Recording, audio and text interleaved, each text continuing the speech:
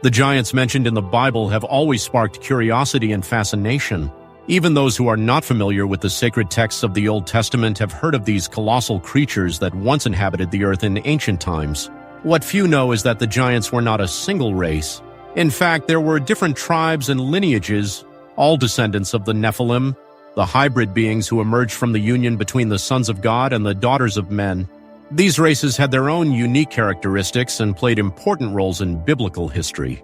In this video, we will delve deep into ancient records and reveal who these mysterious post-flood giant races mentioned in biblical texts really were. Get ready to uncover hidden truths that few are aware of. If you're curious, leave a like, share your theories in the comments, and subscribe to the channel for more content like this.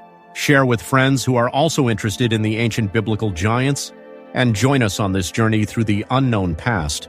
Now, without further delay, let's explore the secrets of these powerful creatures who challenged kings and civilizations. The 5 races of giants in the Bible after the flood. The biblical giants make their first appearance early in the book of Genesis in chapter 6, where one of the most intriguing accounts of the scriptures is revealed. The text states that the sons of God saw that the daughters of men were beautiful and took them as wives, creating a hybrid lineage of beings known as the Nephilim. These colossal creatures described as giants inhabited the earth before the flood and surprisingly reappeared after it. But who are these sons of God mentioned in the holy text? The answer lies in the very root of the Hebrew term used, B'nai Elohim, which in Aramaic is B'nai Elah. Both expressions are traditionally associated with angels and celestial beings, making it clear that the giants were, in fact, the result of the union between humans and fallen angels, those who abandoned their heavenly home and became corrupt. In other words, the giants were descendants of the ancient demons. The book of Genesis makes it clear that before the flood, these beings proliferated and spread terror across the earth, corrupting humanity and contributing to the chaotic state that led God to send the great judgment of the waters. However, the text also mentions that after that time, meaning after the flood, they mysteriously reappeared on earth. But how is this possible? Many scholars and theologians believe that the fallen angels continued to interact with humanity, infiltrating ancient civilizations and creating a new Nephilim descent. There are reports of these demonic beings engaging with priestesses of pagan cults who in turn worshipped ancient deities. The Bible often warns that these pagan gods were not mere human inventions, but demons in disguise seeking worship and power. Evidence of this can be seen in historical and biblical records themselves, such as the Egyptian sorcerers who performed supernatural feats before Moses and Aaron.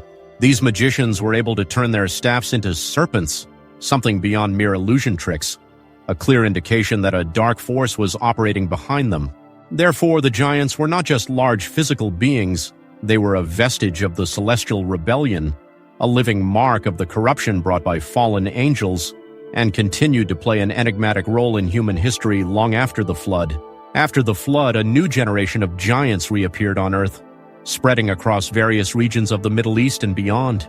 The Bible mentions these colossal creatures as warrior tribes, many of them established in strategic territories, challenging entire civilizations and becoming one of the greatest obstacles for the people of Israel. The sacred texts suggest that at least 5 races of giants inhabited the region, ranging from the Levant to Mesopotamia and even reaching ancient Egypt.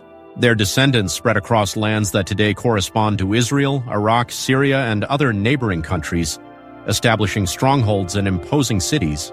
One of the most striking accounts of these beings can be found in the book of Numbers, chapter 13. When the Israelites were sent to spy on the land of Canaan, they were terrified upon seeing the descendants of Anak, one of the most feared tribes of giants. They described the Anakim as enormous and frightening creatures, so colossal that in comparison the Hebrews felt like grasshoppers. Furthermore, the accounts highlight the strength and numbers of the Canaanites, whose cities were impressively fortified and defended by these supernatural beings. But who were these 5 races of giants? What was their origin and the meaning of their names given by the peoples of the time?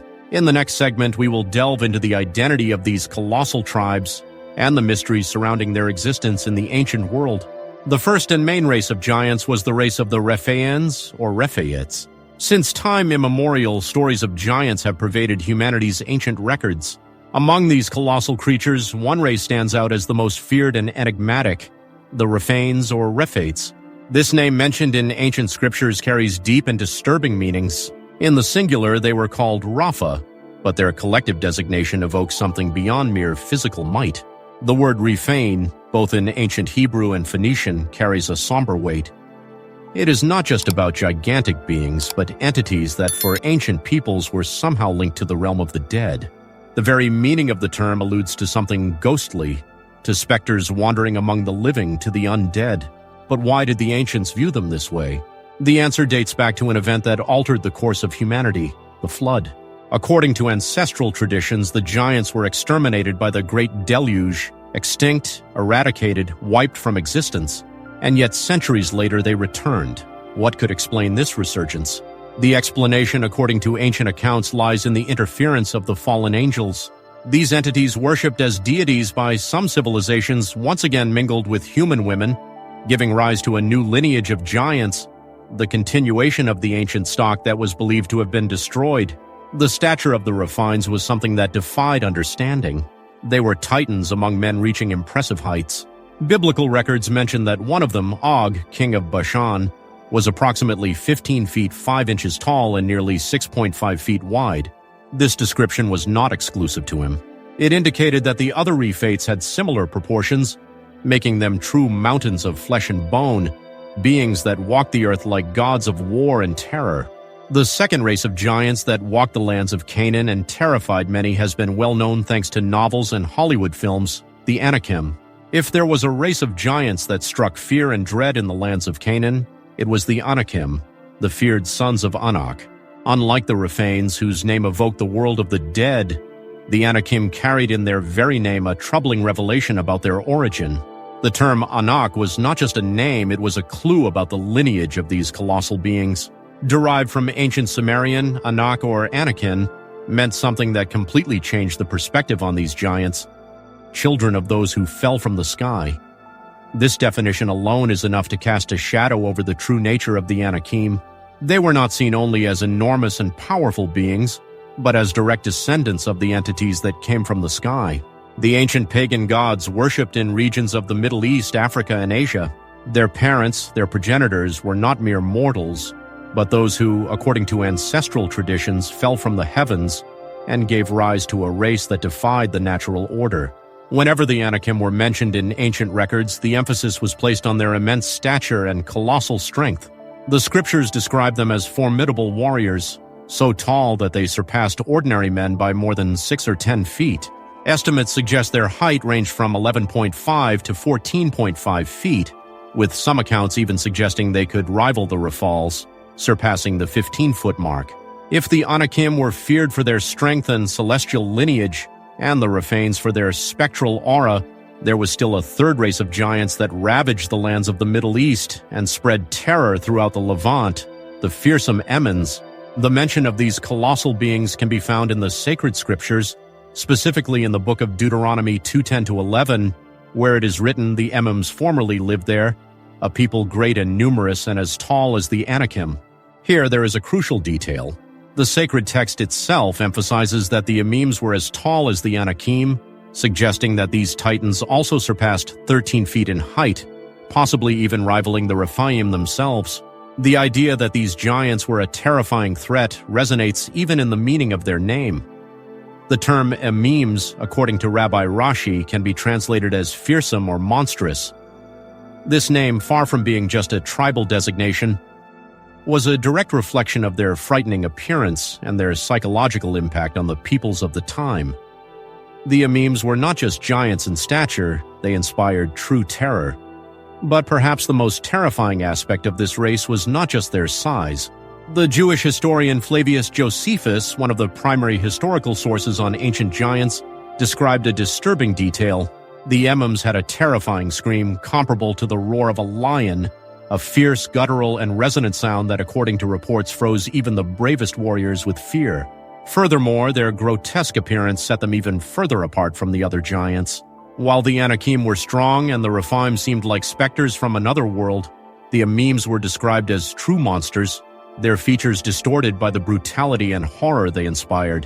Whether through their strength, their colossal height, or their terrifying presence, the Emims left their mark on the memory of ancient peoples, the fourth race of giants that ravaged the Middle East, the Zuzim. Among the hidden enigmas of antiquity, A race of giants stands out in the vast landscape of the Middle East. Known as the Zuzim, these colossal beings are mentioned in ancient records and described as creatures of extraordinary strength. Their name, derived from an Aramaic term, carries an intriguing meaning: rigid, strong, or robust. A designation that reflects not only their impressive stature, but also their superhuman resilience. Reports suggest that the Zuzim stood between 10 and 13 feet tall, making them true titans who walk the earth. They were imposing, endowed with brute strength that made them feared in battles and territorial disputes. Like the Nephilim, Rephaim, and Anakim, they were part of the mysterious giant lineages that marked ancient history, leaving traces that continue to intrigue scholars and researchers of the occult to this day. But what happened to the Zuzim? In the book of Genesis chapter 14, we find an enigmatic mention of these beings. The account describes how Chedorlaomer, king of the Elamites, led a devastating military campaign against various tribes and nations, and among his victims were the Zuzim. According to the sacred texts, this monarch led an unrelenting attack which resulted in the massacre of many of these giants, weakening their presence in the ancient world. The extermination of the Zuzim was just one of many episodes in the war between humans and giants described in the scriptures and oral traditions. The last race of giants in the Old Testament, the Zamzummim, among the shadows of the past in the ancient times when Colossi walked the earth, one last race of giants stands out in the records of the Old Testament. Little mentioned and shrouded in mystery, they were known as the Zamzummim, a tribe of gigantic beings who inhabited the lands of the Middle East, more specifically east of the Jordan River. The Zamzummim shared many similarities with the Zuzim, another race of giants from the same region. They were tall, imposing, and possessed immense strength. Ancient records indicate that their height ranged from 13 to 14.5 feet, which made them true titans in the face of common men. They were a prominent presence in biblical geography, described as a race of fierce warriors who occupied strategic territories and instilled fear in the neighboring tribes. However, even these giants were unable to resist the relentless tide of history.